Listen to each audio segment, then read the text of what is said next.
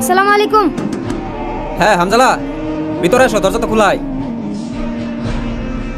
হ্যাঁ বসো, ওই যে খাবার বাড়া আছে।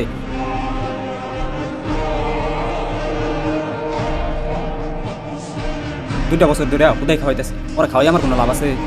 ওরা খাওয়াই তো আমার কোনো লাভ নাই। এই যে এত বাজার করি, টাইল টাইল ওর পিছনে আমি খরচ করতেছি, আমি তো 2 পয়সা লাভও দেখি না।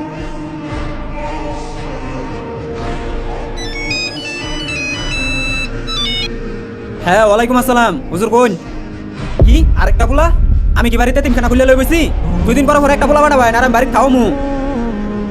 আমি তো এটারই রাখতাম না, আরেকটা পোলা আমি করতে খাওয়ামু? না না না, ওইতো না ওইতো না, আমি অন্য কোনো আনো দেখুন।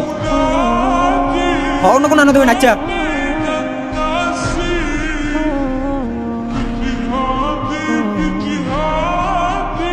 আসসালামু আলাইকুম। এই শুনো, একটা বছর ধরে তোমার আমি হুতাই খাওয়াইতেছি, তোমার খাওয়াই আমার কোনো লাভ আছে? তোমার হুজুরে না করে দিও, কালকে তো তোমার আর খাওয়াবার পাইতাম না, নতুন লজিং বাড়ি খুঁজে লইও। কালকে তো তুমি এরাইও না, যে যাও।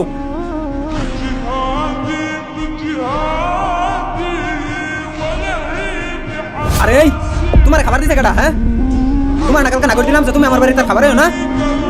তোমার না করলাম, তোমার হুজুরে না করলাম, এরপরও তুমি আজকে খাবারই লেগে লিখা। হুজুরে তো একদিনে লজিং বাড়ি খুঁজা পাইছে না, এর লেগে আজকে আমারে পাঠাইছে, কইছে খাইয়া হোগা, কিছু কইতো না। সবার তো বাপ মা আছে, সবাই সবার বাড়ির যা খাইয়া পারবার, কিন্তু আমি তো কোনো আনা খাবার পাই না, আমার বাপ মা কেউই নাই। এর লেগে আইছিলাম এন্নের বাড়ি খাবার লেগা। আচ্ছা ঠিক আছে, আজকে খাইয়া যাও গা, কালকে তেরাইও না।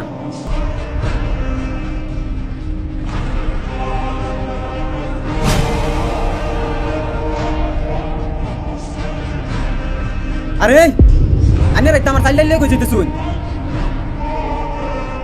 এইগুলো হচ্ছে ওই ছেলের রিজিক, যেই ছেলেটা আপনার এখানে গত 1 বছর ধরে লজিং খাইতো।